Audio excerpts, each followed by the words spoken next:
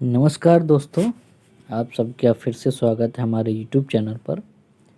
और आज हम भूगोल के एक नए विषय से संबंधित वीडियो लेके आए हैं। भूगोल के नए टॉपिक से संबंधित वीडियो लेके आए हैं। अभी तक हमने जो है देखा है भारत का सामान्य परिचय, और उस पर कम से कम 3 वीडियो में हमने उसके पीवाइज की उसकी वीडियो भी लेके आए थे। अगर आपने वो नहीं देखे हैं तो आप सबसे पहले उन वीडियोज़ को देखिए। आज ये हमारा दूसरा टॉपिक है जिसमें हम भारत के भौतिक विभाजन के अंतर्गत जो हिमालय क्षेत्र है या फिर पर्वतीय क्षेत्र है। भारत में 4 भौतिक विभाजन हैं, जिसमें पर्वतीय क्षेत्र है, मैदानी क्षेत्र, पठारी क्षेत्र और द्वीपीय क्षेत्र। तो उसमें पहला जो विभाजन है वो पर्वतीय क्षेत्र है। तो उसी पर आज का हमारा वीडियो है। और अगर आपको ये वीडियोज़ अच्छे लगते हैं तो इसको कमेंट करिए, शेयर करिए और अन्य लोगों तक भी पहुंचाइए। तो हम शुरू करते हैं। आज का जो विषय है हिमालय और अन्य पहाड़ियाँ। हम इसमें कम से कम 2 या 3 वीडियो लेके आएंगे। ये बहुत लंबा टॉपिक है, इसको एक वीडियो में कवर नहीं करेंगे। इसको थोड़ा 2 या 3 वीडियो में कंप्लीट करने की कोशिश करेंगे। तो चलिए शुरू करते हैं। मेरा नाम हिमांशु है और आज का जो विषय है वो हिमालय और अन्य पहाड़ियाँ। ये हम मैप को देख पा रहे होंगे, जिसमें ज्योग्राफी ऑफ इंडिया में जो ऊपर हिमालय का क्षेत्र है ये डिवीज़न वाला है। भारत का ये भौतिक भौतिक मैप है, राजनीतिक मैप नहीं है। जिसमें आप देख पा रहे होंगे हिमालय का क्षेत्र है। हिमालय के साथ में ही ईस्टर्न घाट और वेस्टर्न घाट, ये भी पहाड़ी क्षेत्रों में ही शामिल किया जाता है। हम फिर दूसरा वीडियो जो लेके आएंगे जिसमें इसमें लिखा है डेक्कन प्लेट्यू। तो हम भारत केवल डेक्कन प्लेट्यू नहीं, बाकी के और भी प्लेट्यू हैं, यानी कि जितने भी पठारी क्षेत्र हैं उनसे भी हम संबंधित वीडियो लेके आएंगे। फिर आगे हम जो है मैदान से संबंधित और द्वीपीय क्षेत्र, आप देख पा रहे होंगे इसमें द्वीप का इसमें मैप नहीं है, हम द्वीपीय क्षेत्र पे भी एक वीडियो लेके आएंगे। तो शुरू करते हैं। जैसा कि आपको पता है भारत जो है एशिया महाद्वीप का एशिया में भारत को एक उपमहाद्वीप के नाम से भी पहचाना जाता है। और ये विश्व में 7वें नंबर पे है क्षेत्रफल के हिसाब से, जिसमें पहला जो क्षेत्रफल के हिसाब से पहला देश चाइना है, दूसरा कनाडा है, तीसरा आप जानते होंगे पहला चाइना है, दूसरा कनाडा है, नहीं पहला रूस है, माफ़ करिएगा, पहला रूस है, फिर कनाडा है, फिर चीन है, फिर अमेरिका है, फिर ब्राज़ील है, फिर ऑस्ट्रेलिया है और फिर भारत है। तो ये जो है 7वां देश जो है भारत का विश्व में क्षेत्रफल के हिसाब से 7वां नंबर है, जिसमें 32,87,263 इसका कुल क्षेत्रफल है। इस पे मैंने विस्तार से वीडियो बनाया हुआ है, भारत का सामान्य परिचय। आप उस वीडियो को देखेंगे तो उसमें ये सब चीज़ें आपको विस्तार से मिल जाएंगी। आगे बात करते हैं भारत के अंतर्गत जो हम बात कर रहे हैं उसका भौतिक विभाजन है। 4 प्रमुख भौतिक विभाजन है, जिसमें पहला जिस पे आज हम बात करेंगे उत्तरी पर्वतीय क्षेत्र यानी कि हिमालय, और साथ में ही जो है हिमालय और हिमालय के अंतर्गत हिमालय के बाद पूरे भारत में जितनी भी पहाड़ियाँ हैं, जितने पर्वतीय या पहाड़ी क्षेत्र हैं, उसकी भी हम जो है पहले बात करेंगे। पर्वतीय या पहाड़ी क्षेत्रों की भी हम इसमें सम्मिलित रूप से बात करेंगे। हालांकि आज के वीडियो में हम केवल हिमालय से संबंधित बात करेंगे, लेकिन आने वाली वीडियोज़ में हम इन पूरे क्षेत्रों को कवर कर लेंगे। तो अब जैसा कि हिमालय उत्तर भारत में है और जो प्राकृतिक दीवार के रूप में कार्य करता है, जो साइबेरिया से ठंडी हवाएं आती हैं उनको रोकने का भी कार्य करता है, जिससे कि ये भारत ठंडी हवाओं यानी कि अब अभी जो सर्दियों का समय है उसमें शीतकाल बहुत अत्यधिक मात्रा में ना हो, उससे हमको रक्षा करता है। और हिमालय से ही जो है बहुत सदावाहिनी नदियाँ जो है निकलती हैं, जिसमें गंगा है, यमुना है और सिंधु नदी है। ये सब भी नदियाँ जो है हिमालय क्षेत्र से निकलती हैं। दूसरा विभाजन है जिसमें गंगा मैदानी क्षेत्र है, गंगा और ब्रह्मपुत्र का मैदानी क्षेत्र। न केवल गंगा ब्रह्मपुत्र का मैदान क्षेत्र के बारे में बात करेंगे, तटीय मैदानों की भी हम जो है इसमें बात करेंगे। अगले कभी जो वीडियो इसके आएगा तो उसमें ऐसे ही पठारी क्षेत्र पर भी एक वीडियो लाएंगे और तटीय मैदान को हम मैदान में ही शामिल करेंगे, और द्वीपीय समूह, इसके लिए एक अलग से वीडियो आएगा। तो आज हम केवल एक ही विषय यानी कि एक ही टॉपिक पे जो बात करने वाले हैं वो है उत्तरी पर्वतीय क्षेत्र जिसमें हिमालय और अन्य पहाड़ियाँ, जो कि हमारे इस टॉपिक का नाम भी है, हिमालय और अन्य पहाड़ियाँ।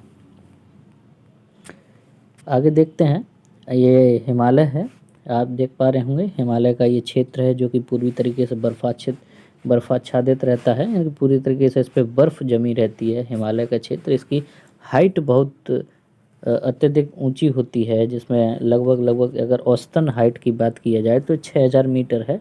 इसमें भी ये माउंट एवरेस्ट का जो पर्वत है, ये सबसे विश्व में सबसे ऊंचा पर्वत 8848 मीटर है। इसी प्रकार से भारत का K2 यानी कि गॉडविन आस्टीन में जो ट्रांस हिमालय में स्थित है, उसकी भी हाइट बहुत है। कंचनजंगा, इसकी भी हाइट बहुत है, लेकिन एवरेज जो हाइट है वो कितना है, 6000 मीटर के आसपास की एवरेज हाइट है। और हिमालय का जो विस्तार है, मैं यहीं पे आपको समझा देता हूँ कि ये जो हिमालय है, इस तरीके से पूरा हिमालय हमारा विस्तारित है वेस्ट से लेके ईस्ट तक।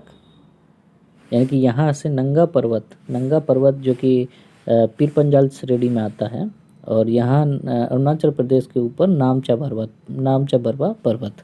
तो नंगा पर्वत से लेके नामचा पर्वत तक का इसका जो विस्तार है, यानी कि कितनी लंबाई में है, तो 2500 किलोमीटर तक ये लंबा है। उसी प्रकार से हम इसमें देख सकते हैं कि ये जो हिमालय का क्षेत्र है, मैं इसको ऐसे फिर से बना देता हूँ। ये चित्र ऐसा नहीं है, मैं इसी को समझाने के लिए इस तरीके से बना रहा हूँ। इधर का जो क्षेत्र है, यानी कि वेस्टर्न का जो क्षेत्र है, वो अत्यधिक चौड़ा है। इनके बीच में जैसे एक रेंज ऊपर बन गया है, एक और रेंज इसके पास में ऐसे एक और रेंज है, तीसरा एक और रेंज है। लेकिन आप देखते होंगे मैप में, ये तीनों रेंज आगे चल के एक दूसरे के समानांतर हो जाती हैं, बहुत नज़दीक हो जाती हैं। तो इनके बीच में गैप काफ़ी हो जाता है, इनके बीच में गैप काफ़ी है और इनके बीच में कम गैप है। इसका कारण है, जब हिमालय जब यूरेशियन प्लेट से टकरा रहा था, तो इधर वाले क्षेत्र में जो है कम दबाव बना, जिसकी वजह से इनके बीच में अधिक गैप रह गया, और इनके भी इधर का जो सेडिमेंट था वो अत्यधिक संकीर्ण अवस्था में था, और इधर दबाव ज़्यादा बन गया, तो इसकी वजह से ये इनमें गैप कम हो गया और इधर की ऊंचाई बहुत अधिक हो गई। इधर ऊंचा बहुत है, इधर ऊंचाई बहुत हो गई, इधर की ऊंचाई कम है।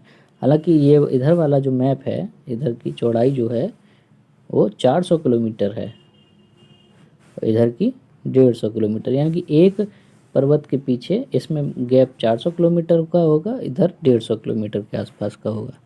चलिए हम इस पर और विस्तार से बात करते हैं, आगे का पीपीटी देखते हैं।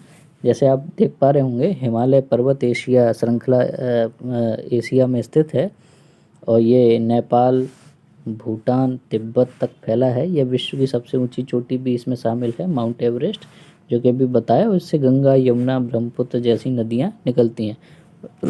और ये जैव विविधता के लिए भी बहुत अधिक, पर्यावरणीय संतुलन के लिए महत्वपूर्ण है। आप देख पा रहे होंगे, इसमें हिमालय का क्षेत्र जो है, ये जो पूरा जो क्षेत्र है ये हिमालय का है।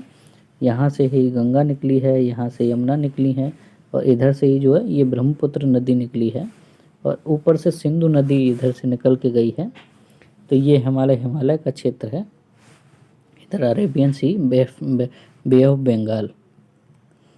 आगे देखते हैं, ये भू आकृतिक स्तर पर पता चलता है कि हमारे देश में जो टोटल कितना क्षेत्र है, जो कि पूरी तरीके से प्राकृतिक रूप विविधताओं से घिरा हुआ है, जिसमें 43% मैदानी क्षेत्र है, और 11% पर्वतीय क्षेत्र, 28% पठारी क्षेत्र है, और 18% पहाड़ी क्षेत्र है। एक बार एक प्रश्न पूछा गया था कि भारत में कितने प्रतिशत, या भारत या विश्व में कितने प्रतिशत जो है लोग कितनी भूमि पर रहते हैं, तो उसमें से 29.8 यानी कि 30 मान लीजिए इसको, 30% भूमि पर जो है लोग रहते हैं, बाकी के 70% भूमि जो है वो प्राकृतिक संरचनाओं से घिरी हुई है।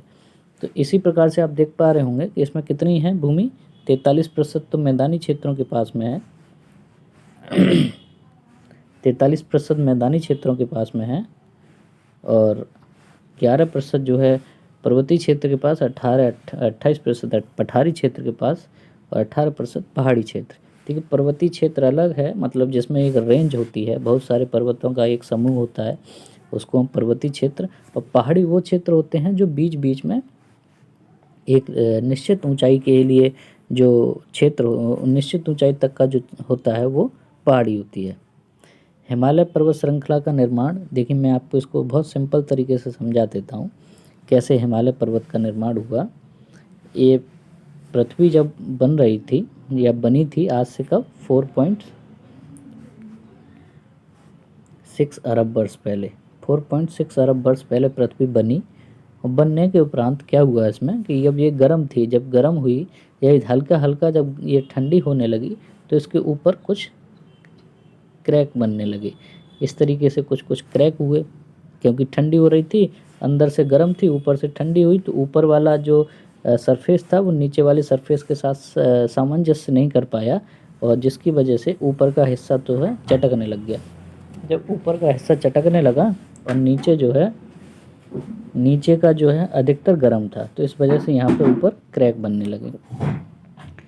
यही क्रैक में क्या हुआ कि पहले ये सभी जो एक जगह थे, इनका नाम दिया गया था पेंजिया, इसका नाम था पेंजिया।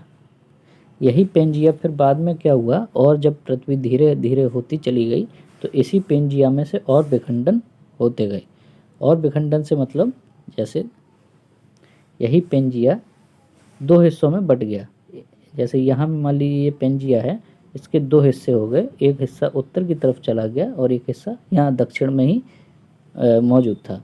तो इसका नाम दिया गया गोंडवाना, इसका नाम था गोंडवाना, और इसका नाम रखा गया अंगारा लैंड, अंगारा लैंड।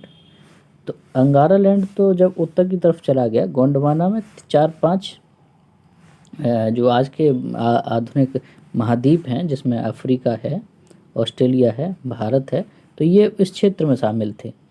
कालांतर में क्या हुआ, यही जो है इसके अंतर्गत और भी ज़्यादा घटनाएं घटी।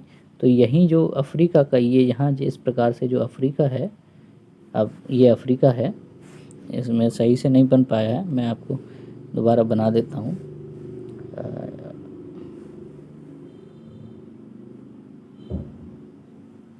ये इस तरीके से ये अफ्रीका है और यहाँ पे उसका मेडागास्कर है। ये सब जुड़े हुए थे, यहीं पे भारत भी जुड़ा हुआ था। लेकिन भारत जब इस मेडागास्कर से अलग हुआ तो उसकी गति उत्तर की तरफ होती गई, और ऊपर से पहले से जो है अंगारा लैंड पहुँच चुका था, जिसको हमने बोआ। अब ये ऊपर पहुँचता जा रहा है भारत, तो ये भारतीय प्लेट यहाँ पे यूरेशियन प्लेट के साथ टकराने लगी। जब ये प्लेट ऊपर टकराई तो यहाँ यूरेशियन प्लेट और इधर से ये भारत की जो प्लेट जा रही थी, जो कि प्रायद्वीपीय क्षेत्र का हिस्सा था, ये ऊपर की तरफ जा रही है इस तरीके से। लेकिन इस जगह पे पहले से टेथिस सागर नाम का एक सागर था, टेथिस सागर नाम का। तो यही जब ऊपर की तरफ टकराए हैं ये दोनों, ऊपर से ये वाली प्लेट, ये वाली प्लेट, तब इसमें ये पूछा जाता है कि इसमें कौन सी प्लेट स्थिर थी। तो ये यूरेशियन प्लेट जो है वो स्थिर थी और भारतीय प्लेट गतिमान थी। तो यही जब प्लेट आपस में यहाँ पे जाके टकराई है, तो ये जो टेथिस के बीच में अवसाद भरा हुआ था, सेडिमेंट भरा हुआ था, इसी से क्या हुआ, यही सेडिमेंट पूरी तरीके से दब गया, इन दोनों प्लेटों के बीच में दब गया। और यही सेडिमेंट जो है जब बलन बहुत ज़्यादा हुआ, प्रेशर बहुत ज़्यादा बना, तो इसकी वजह से ये सेडिमेंट यहाँ से यूरेशियन प्लेट प्रेशर दिया, यहाँ से इंडियन प्लेट का जो है प्रेशर गया, तो यही जो है हिमालय के रूप में यहाँ पे इस तरीके से बन गया हिमालय यहाँ पर बन गया। इसी प्रकार से फिर और भी प्रेशर लगा तो फिर दूसरी उसकी श्रेणी बनी, और प्रेशर लगा तो फिर तीसरी बनी। इस तरीके से जो है हिमालय का निर्माण हुआ है। तो वही सब लिखा है कि ये सब कब हुआ है, 7 करोड़ वर्ष पहले हुआ। किस काल में हुआ, क्रेटेशियस के अंत में और ट्रियासिक काल के प्रारंभ में ये सब शुरू हुआ है।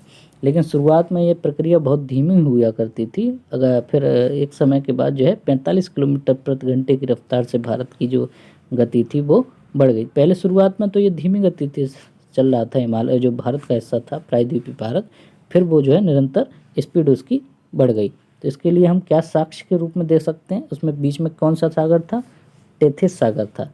इसी टेथिस सागर में जो क्या बोलते हैं अवसाद था, उसी अवसाद के माध्यम से जो है हिमालय का निर्माण हुआ है। देखिए ये भारत किस भूमि का हिस्सा था, गोंडवाना भूमि का हिस्सा था। यही प्रश्नों में पूछा जाता है कि जब भारत जब जा रहा था वो किस भूमि का हिस्सा था, तो भारत गोंडवाना भूमि का हिस्सा था और भूमध्य रेखा के दक्षिण में स्थित था। अगर हम आज को देखें इस तरीके से, जो भूमध्य रेखा है इसके ये दक्षिण में स्थित था भारत, और निरंतर ऊपर की तरफ चलता गया और यहाँ पर जो है हिमालय का निर्माण हुआ। यूरेशियन प्लेट के बीच में क्या स्थित था, तो इसके बीच में टेथिस सागर स्थित था। इस सागर में लाखों वर्षों तक क्या क्या जमा था, गाद जमा था, रेत जमा था। गाद यानी कि वही हमारे पास सिल्ट, सैंड और अन्य प्रकार के जो तलछट जमा होते हैं। नेरेटिक या पेलेजिक जो तलछट हैं, यानी कि जो नेरेटिक है, पेलेजिक है, डाइटम है, ये सब चीज़ें जो है इसमें मिलती हैं। यूरेशियन प्लेट से जब टकराव हुआ तो उससे पहले भारत की जो गति थी 15 सेंटीमीटर प्रति वर्ष थी, और वही फिर बाद में 45 किलोमीटर प्रति सेकंड हो गई थी। अभी के हिसाब से है 15 सेंटीमीटर प्रति वर्ष, तब जो है सेकंडों में इसकी गति थी। तो ये देख पा रहे होंगे कि इससे टेथिस सागर जो है जल संकुचित हो गया। टेथिस सागर क्या हुआ, संकुचित होता गया और ऊपर उठकर हिमालय का रूप धारण कर लिया। अब देख पा रहे होंगे इसमें हिमालय का उदय फिर कैसे हुआ। भारतीय प्लेट यूरेशियन प्लेट की टक्कर ने टेथिस सागर के तलछट को ऊपर धकेला और यह पर्वत श्रृंखला में बदल गया। साथ ही भारतीय प्लेट यूरेशियन प्लेट के नीचे धंस गई है। कि कौन सी प्लेट भारी थी, इसमें यूरेशियन प्लेट, इसको मैं इस चित्र से आपको समझा देता हूँ। मान लीजिए ये यूरेशियन प्लेट है और ये भारतीय प्लेट है, यहाँ से जा रही है भारतीय प्लेट। तो भारतीय प्लेट जो है इसके नीचे की तरफ इस तरीके से धंसती चली गई। इस तरीके से भारतीय प्लेट धंसती चली गई, तो ये वाला जो गैप था, यहाँ पे जो टेथिस सागर था, वो उसके बीच में जो अवसाद था वो तो गायब हो गया, लेकिन यहीं पे जो है फिर हिमालय का निर्माण हो गया। इन्हीं किनारों पे जो है हिमालय का निर्माण हो गया। लेकिन आज भी जो है हिमालय 5 मिलीमीटर ऊंचा हो रहा है। लगभग आज भी जो है भारत की ऊंचाई बढ़ती जा रही है। और आप देख पा रहे होंगे कि जहाँ पे हिमालय की ऊंचाई बढ़ती भी जा रही है, साथ में वहाँ पे भूकंप का क्षेत्र भी उसमें, यानी भूकंप भी वहाँ पर आते हैं। आप देख रहे होंगे कि ये हिमालय या मेडागास्कर से ये अलग हुआ, तो ये इस तरीके से इसकी गति हुई, और यही गति जो है कहाँ पे, ये वाला हिस्से में यूरेशियन प्लेट और भारतीय प्लेट के बीच में टकराई, जिससे हिमालय का निर्माण हुआ। तो ये भी एक मैप है, आप इसको समझ सकते हैं। इस मैप में कैसे जो है हिमालय का निर्माण हुआ और अंत में जाके हिमालय इस तरीके से यहाँ पे बन गया। अब थोड़ा मैंने आपको बताया कि हिमालय के बारे में थोड़ा सी आपको चर्चा किया था कि इसका विस्तार कितना है, 2500 किलोमीटर। अभी तक हमने हिमालय कैसे बना इसको देखा है, और ये 2500 किलोमीटर लंबा है। इसकी औसत चौड़ाई 150 से 400 किलोमीटर, 400 इसके पश्चिम में और 150 इसके पूर्व हिस्से में है। यह जम्मू कश्मीर से लेके पूर्व में अरुणाचल प्रदेश तक है। जम्मू कश्मीर में ये नंगा पर्वत से लेके अरुणाचल प्रदेश के नामचंवर पर्वत तक फैला है। इसको हमने 4 हिस्सों में बांटा है। मतलब हिमालय को कितने हिस्सों में बांटा जाता है, 4 हिस्सों में बांटा जाता है। पहला हिस्सा होता है ट्रांस का हिमालय, ट्रांस हिमालय। अब हम इस पर अच्छे से बात करेंगे कि ट्रांस हिमालय क्या होता है। दूसरा हिस्सा होता है बृहद हिमालय, तीसरा होता है लघु हिमालय, और चौथा है शिवालिक हिमालय।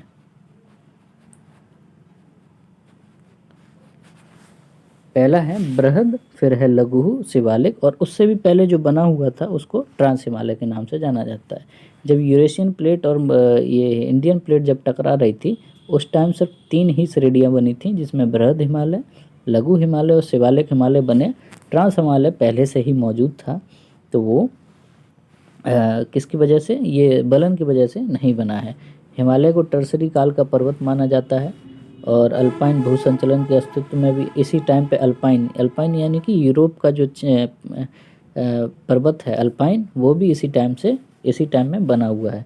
इसकी औसत ऊंचाई कितनी है, 6000 मीटर है। हाँ, ये पूछा जाता है, बहुत से प्रश्न पूछा जाता है कि हिमालय जो है वो कैसा पर्वत है। तो ये सबसे नवीन पर्वत कौन सा है, हिमालय है, और बलित पर्वत है, फोल्डेड माउंटेन है, सबसे ज़्यादा नवीन है और बलित पर्वत है।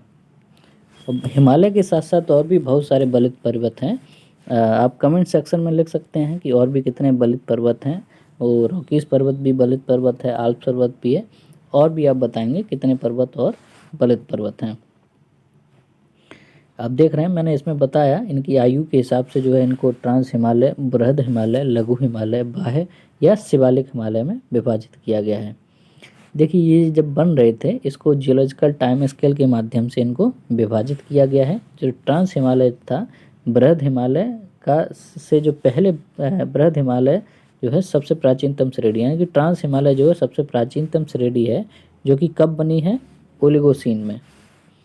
और जो लघु हिमालय वो कब बनी है, मायोसीन में। और शिवालिक जब कब बनी है तो ये प्लायोसीन में।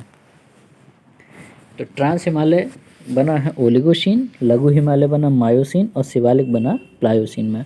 अब देख पा रहे होंगे इसमें ये जो येलो कलर की जो बेल्ट है, यानी कि जो नीली पट्टी आपको दिख रही है वो ट्रांस हिमालय है।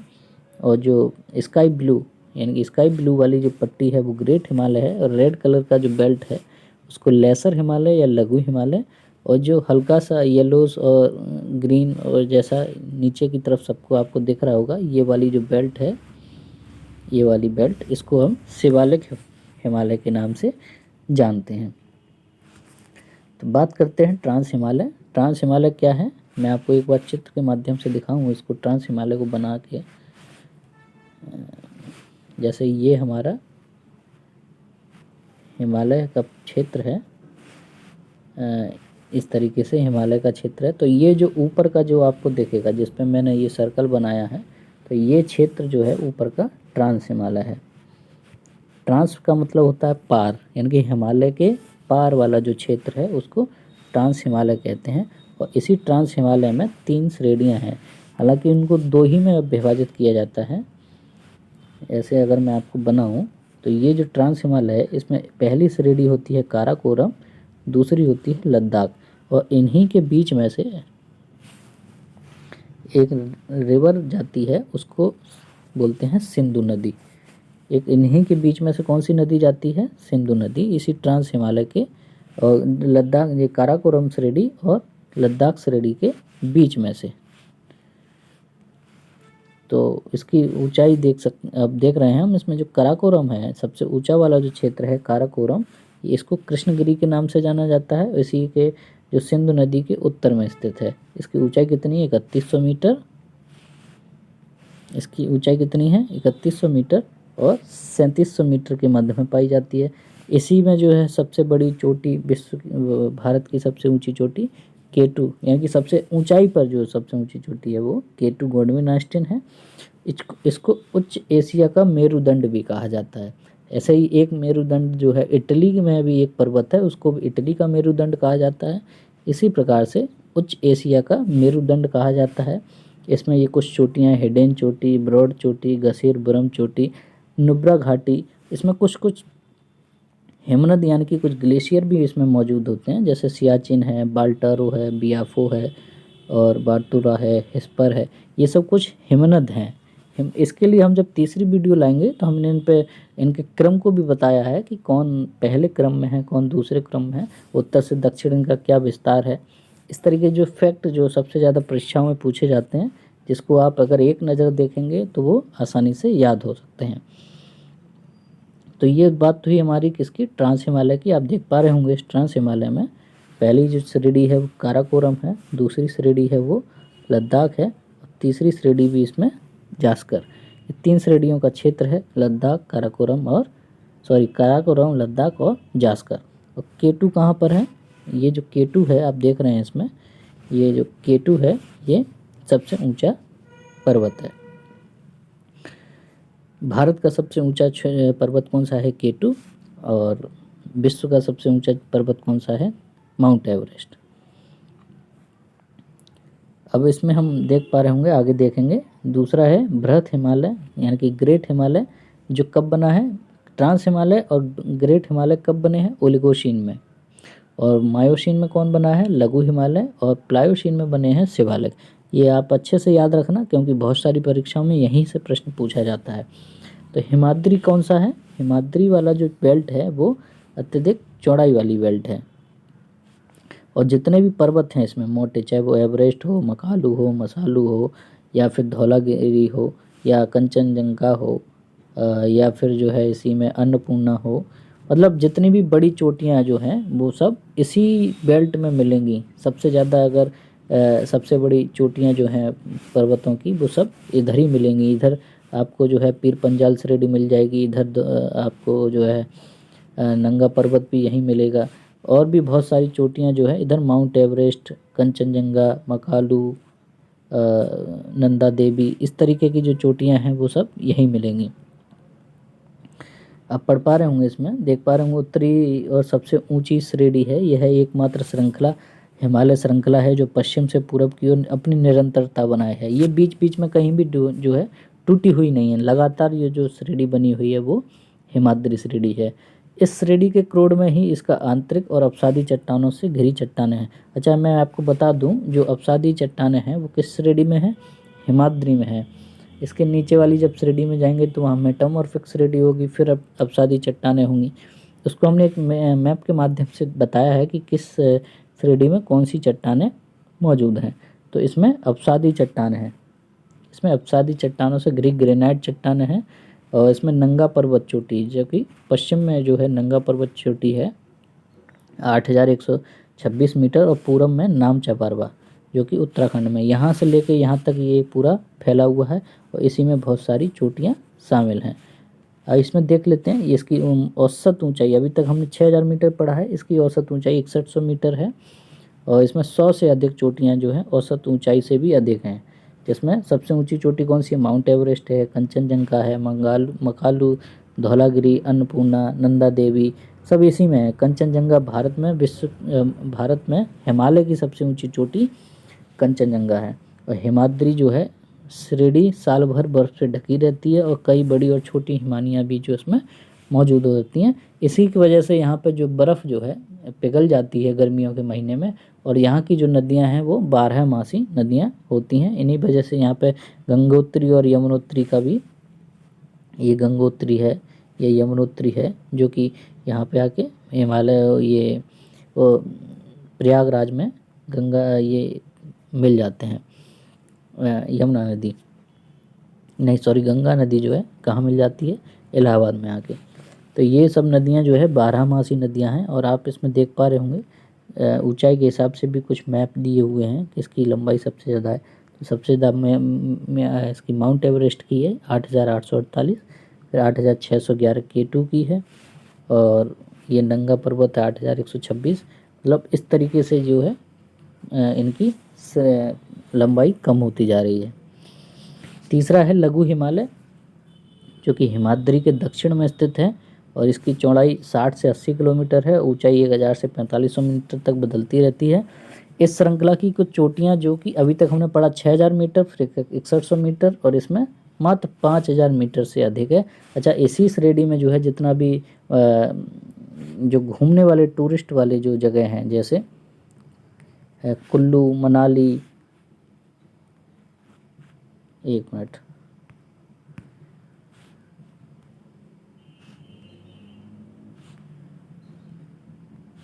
जैसे कुल्लू, मनाली, ये सब जो हैं इसी श्रेणी में मिलती हैं। जो घूमने वाली सबसे ज़्यादा जगह है वो इसी श्रेणी में है। ये कहीं कहीं जो है अत्यधिक दबाव नीचे जो है, जैसे जैसे दबाव हुआ है तो उसकी वजह से संपीड़न के कारण ये कायांतरित हो गई, यानी कि ये मेटामॉर्फिक हो गई। इनकी चट्टानें जो है कैसी हो गई हैं? रूपांतरित हुई हैं। इस श्रेणी के पूर्वी भाग की हल्की ढलानें घने जंगलों से आच्छादित हैं, और इस श्रेणी के अन्य भागों की दक्षिण की ओर ढलानें खड़ी हैं। और आप देख रहे हैं इसमें धौलाधार श्रेणी हिमाचल प्रदेश में, पीर पंजाल श्रेणी जम्मू कश्मीर में, और कश्मीर की खूबसूरत घाटियाँ भी जो है इसी में शामिल हैं। इसमें शिमला, नैनीताल, मसूरी, ये हिमाचल श्रेणी भी इसी में शामिल है। कुल्लू कांगड़ा की प्रसिद्ध घाटियाँ भी इसी प्रदेश में शामिल हैं। अल्मोड़ा, दार्जिलिंग, ऐसे ही कुछ प्रसिद्ध पहाड़ियाँ भी जो है इन्हीं में शामिल है। एक बार प्रश्न पूछा था कि अल्मोड़ा जो है वो किस के साथ सीमा साझा करता है? तो अल्मोड़ा जो है किसी के भी राज्य के साथ सीमा, किसी भी अन्य देश के साथ सीमा साझा नहीं करता है। अच्छा, इसमें ये देख पा रहे होंगे, ये जो रेड कलर की जो पट्टी है इसी को लघु हिमालय या लेसर हिमालय के नाम से जाना जाता है। इसी के दक्षिण में जो है वो शिवालिक रेंज है, और इसी शिवालिक रेंज में आप देख रहे हैं जो बृहद हिमालय है, यानी कि जो लघु हिमालय है, इसमें पीर पंजाल श्रेणी कहाँ पर है, इधर है ये पीर पंजाल श्रेणी, धौलाधार श्रेणी, और यहीं पे जो है इन्हीं के बीच में कुल्लू मनाली अल्मोड़ा कुल्लू घाटी इस तरीके की जो टूरिस्ट प्लेस वाले हैं, यानी कि जो पर्यटन स्थल हैं वो भी यहीं पर मौजूद है। सबसे लास्ट में है शिवालिक हिमालय, जो कि सबसे बाद में बना है और सबसे नवीन हिमालय का हिस्सा है। और इसी के बाद से जो है उत्तर का मैदान, जो कि हरिद्वार से लेके नीचे उत्तर का मैदान शुरू हो जाता है, और इसकी औसत ऊंचाई 1300 मीटर है। अभी तक हमने 6000 पढ़ा, 6100 पढ़ा, फिर 5100 हुआ और ये 1300 मीटर है। इसमें आसपास इसकी ऊंचाई 650 मीटर है। 8 से 45 किलोमीटर तक ये चौड़ा है, और ये सतत रूप में नहीं पाया जाता। सतत रूप में मात्र जो बृहद हिमालय है वही मिलता है, और इसमें ढाफला है, मेरी, अबोर, मिसमी पहाड़ियाँ, जो कि पूर्वांचल की पहाड़ियाँ हैं। इसमें हम अच्छे से बात करेंगे जब हम पूर्वांचल की पहाड़ियों पर बात करेंगे तब। तो इसमें मेरी है, अबोर, मिसमी पहाड़ियाँ, और नेपाल में इसको धांग डांडवा श्रेणी के नाम से भी जाना जाता है। इसमें बलुआ पत्थर, सैंड रॉक, मृत्तिका, कैंग्लोमरेट, तो इसमें अवसादी चट्टानें भी जो है मिलती हैं, और रूपांतरित चट्टानें भी जो है इसमें मिल जाती हैं। ये भी टर्सरी काल में ही बनी हैं। इसके बाद जो है इसमें कुछ दून और द्वार भी मिलते हैं। दून का मतलब इसमें देहरादून, ये सब घास के मैदान हैं। देहरा, चाहे वो हरिद्वार हो, देहरादून हो, यानी कि यहाँ पर घास मिलने लगी है, इस वजह से यहाँ पर द्वार और दून भी मिलता। कोठरी दून, देहरादून, पाटली दून, ऐसी कुछ घाटियाँ जैसे इसमें देख रहे हैं। ये जो शिवालिक श्रेणी है, ये वाली जो शिवालिक श्रेणी है, ये निरंतर नहीं है। यहाँ पर जो है नेपाल के क्षेत्र में इसमें नहीं है। फिर ये इधर गारो, खासी, जयंतिया, मेरी, अबोर, मिसमी। अच्छा, इसमें एक चीज़ और आप जान लीजिए कि जो सबसे बारिश जहाँ सबसे ज़्यादा होती है मासिन धाम, वो किन पहाड़ियों की वजह से होती है, तो गारो, खासी, जयंतिया, इन्हीं पहाड़ियों की वजह से जो है ये अत्यधिक मात्रा में बारिश होती है। कुछ हिमालय का थ्रस्ट जोन के हिसाब से विभाजन है। थ्रस्ट जोन से मतलब है कि जब कोई दो श्रेणी बनती हैं तो वो एक दूसरे से बिल्कुल सटी नहीं होती हैं, उनके बीच में कुछ गैप होता है। उसी को जो ट्रांजिशनल गैप है उसी को थ्रस्ट जोन में विभाजित किया है, जो कि 4 हिस्सों में विभाजित किया है।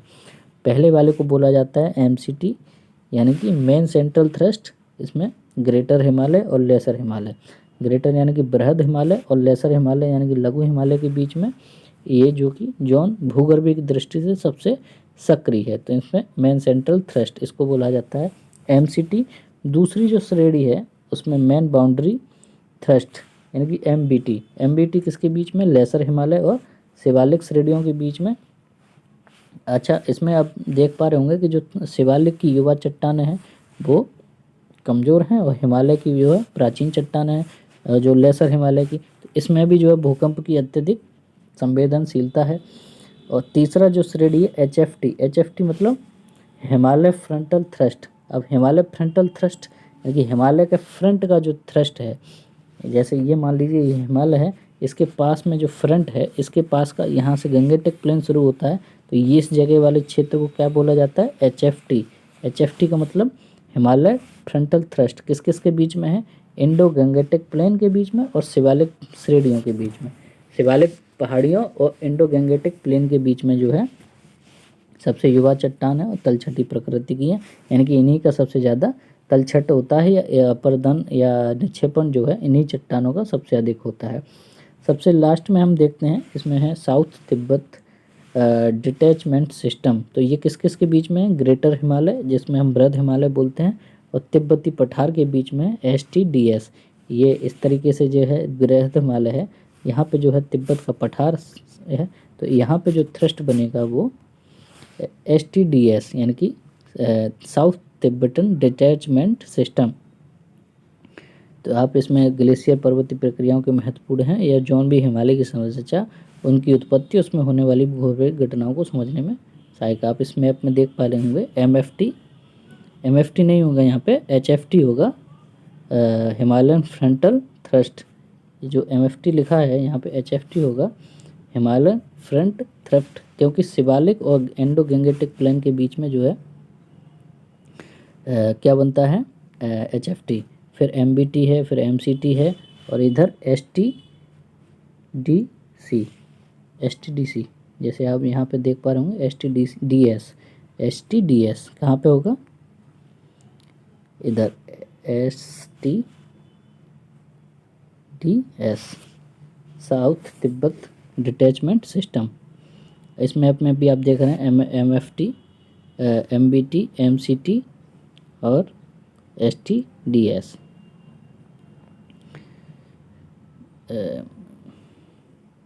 एमएफटी या मेन फ्रंटल थ्रस्ट, या इसी को एचएफटी यानी कि हिमालयन फ्रंटल थ्रस्ट, दोनों इसी को कहा जाता है। तो ये एमएफटी या एचएफटी, और ये एमबीटी किसके बीच में था, मेन बाउंड्री थ्रस्ट किस किस के बीच में, शिवालिक और लेसर हिमालय के बीच में एमबीटी, और एमसीडी किसके बीच में, लेसर हिमालय और बृहद हिमालय के बीच में, और एसटीडीसी यानी कि साउथ तिब्बतन डिटैचमेंट सिस्टम, ये किसके बीच में है, ये हिमालय, बृहद हिमालय और तिब्बत के साउथ वाले, तिब्बत पठार के साउथ वाले हिस्से में। आप इसमें भी देख लीजिए, आप इसमें एचएफटी देखिए, यहाँ एचएफटी लिखा है, वही साउथ, ये जो नीचे का क्षेत्र है ये मैदानी क्षेत्र है, ये शिवालिक वाली क्षेत्र है, तो इनके बीच में जो गैप है वो एचएफटी है। अब ये शिवालिक है और लेसर हिमालय है, इनके बीच में जो है एमबीटी है। अब ये लेसर वाला हिमालय है और ऊपर बृहद हिमालय, इनके बीच में जो है वो एमसीटी है। और ये बृहद हिमालय और ये जो हिस्सा है इधर का, ये तिब्बत वाला हिस्सा है, तो इसके बीच में एसटीडीएस है।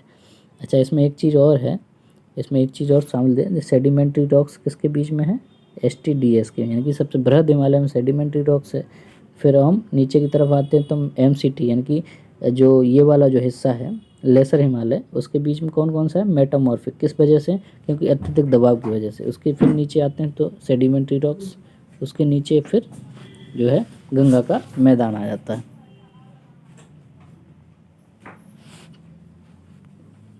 तो इसमें ये